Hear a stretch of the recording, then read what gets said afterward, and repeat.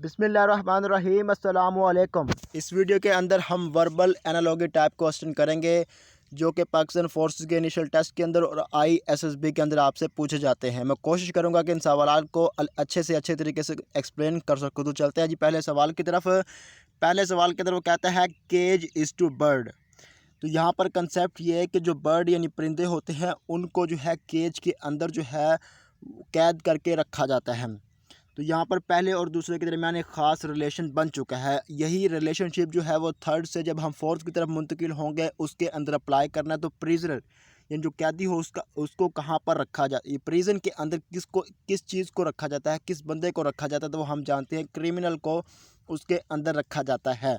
Criminal जो है वो एक आम टर्मिनोलॉजी है जिसके अंदर चोर, कातिल, तमाम जो दिगर जो जराइम याफ्ता जो लोग होते हैं उसके अंदर आ जाते हैं। तो यहाँ पर हमारा जो आंसर होगा वो ऑप्शन जो एक होगा, यानी जो परिंदा है वो केज के अंदर कैद रहता है और जो क्रिमिनल है वो प्रिजन के अंदर कैद रहता है। तो यहाँ पर हमारा जो आंसर होगा वो ऑप्शन एक होगा। अब देखें सवाल नंबर 34 के अंदर कहता है सक्रोज इज़ टू शुगर केन।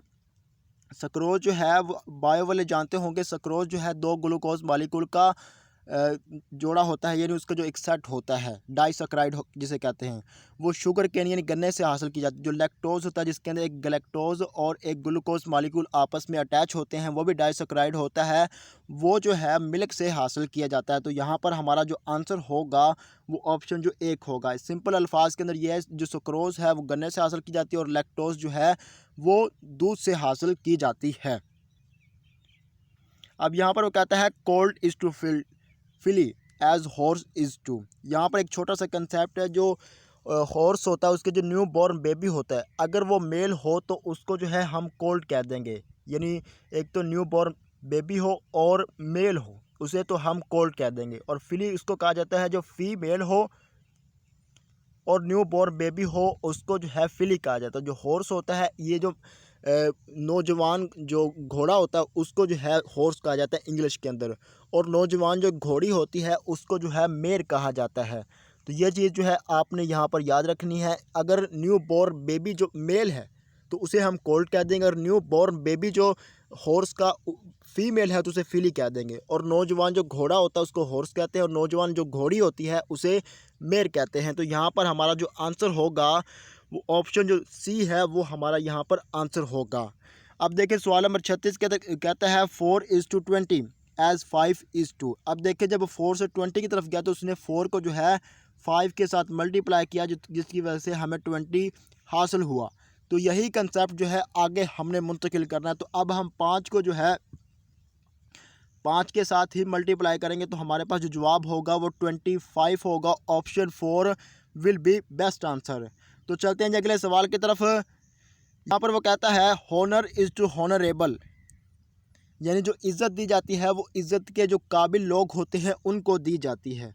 अब प्राइड इज़ टू, जो फ़ख्र किन पर किया जाता है, जो कि प्राउड करने के काबिल हों। तो यहाँ पर ये कंसेप्ट यूज़ हुआ, तो यहाँ पर हमारा जो आंसर होगा वो ऑप्शन एक होगा। अब देखें वो कहता है अक्टूबर इज़ टू अगस्त, यानी अक्टूबर के अगर हम एक महीना पहले जो आता है उसको छोड़ दें उससे पहले जो है अगस्त आता है। टुमारो से पहले जो है यही कंसेप्ट जो आगे मुंतकिल करना है। टुमारो से जो पहले है वो टू डे आता है, टू डे को हमने सेलेक्ट नहीं करना और उससे पहले जो दिन आता है उसको सेलेक्ट करेंगे। तो यहाँ पर हमारा जो आंसर होगा वो ऑप्शन जो एक है वो हमारा यहाँ पर आंसर होगा, यानी हमने बैकवर्ड डायरेक्शन के अंदर मूव कर रहे हैं। यानी अक्टूबर से पहले सितंबर आता है और उससे पहले जो अगस्त यानी सितंबर को हमने छोड़ दिया। अब देखिए टुमारो से पहले टू डे आता है लेकिन टू डे को हमने छोड़ देना और सीधा जो है यस्टरडे की तरफ आ जाना। तो ऑप्शन जो एक है वो हमारा यहाँ पर आंसर होगा। तो चलते हैं अगले सवाल की तरफ। यहाँ पर कहता है मीनार पाकिस्तान इज़ टू लाहौर, यानी मीनार पाकिस्तान जो लाहौर के अंदर मौजूद है as Golden Temple is to. ये गोल्डन टेम्पल जो है वो सिखों का गुरुद्वारा है जो कि उनके एक शहर अमृतसर के अंदर मौजूद है। तो यहाँ पर उसने लोकेशन पूछी, मीनार पाकिस्तान लाहौर के अंदर मौजूद है और गोल्डन टेम्पल जो है वो अमृतसर के अंदर मौजूद है। तो ऑप्शन जो थर्ड है वो हमारा यहाँ पर आंसर होगा। अब सवाल नंबर 40 के अंदर कहता है पोइट इज़ टू पोइट्री, यानी जो शायर है वो अपनी शायरी करता है। तो पेंटर जो है वो क्या करता है, वो अपनी पेंटिंग करता है। तो ऑप्शन जो सी है, ऑप्शन जो 3 है वो हमारा यहाँ पर आंसर होगा। अब देखें वो कहता है मंडे इज़ टू ट्यूसडे। अब देखें मंडे से आगे जो है वो ट्यूसडे आता है, उसको उसने इसके इक्वल कर दिया है। तो जनवरी से आगे कौन सा आता है, फरवरी। तो हम जनवरी को फरवरी के इक्वल कर देंगे, तो ये यहाँ पर कंसेप्ट यूज़ है। तो ऑप्शन थर्ड है वो हमारा यहाँ पर आंसर होगा। अब सवाल नंबर 42 कहता है लाइट इज़ टू हैवी, यानी एक चीज़ बहुत हल्की है और एक चीज़ बहुत भारी है, दो मुख्तलिफ चीज़ें यहाँ पर आगे। तो हार्ड इज़ टू सॉफ्ट, तो हार्ड का बिल्कुल ऑपोजिट क्या होगा, एंटोनिम क्या होगा। एक चीज़ बहुत ज़्यादा सख्त है, दूसरी चीज़ बहुत ज़्यादा नरम होगी। Option 2 will B correct answer है। अब चलते हैं जी अगले सवाल की तरफ। वो कहता है Murree is to cold as Jacobabad is to, यानी मरी जो है वो अपनी ठंडक की वजह से मशहूर है और जैकबाबाद जो है वो अपनी गर्मी की वजह से मशहूर है। ये पाकिस्तान के इलाके हैं। तो देखिए मरी इज़ टू कोल्ड बन जाएगा और जैकबाबाद इज़ टू हॉट बन जाएगा। ऑप्शन 1 हमारा यहाँ पर आंसर होगा। अब देखिए सवाल नंबर 44 के अंदर कहता है second lieutenant is to army as pilot officer is to.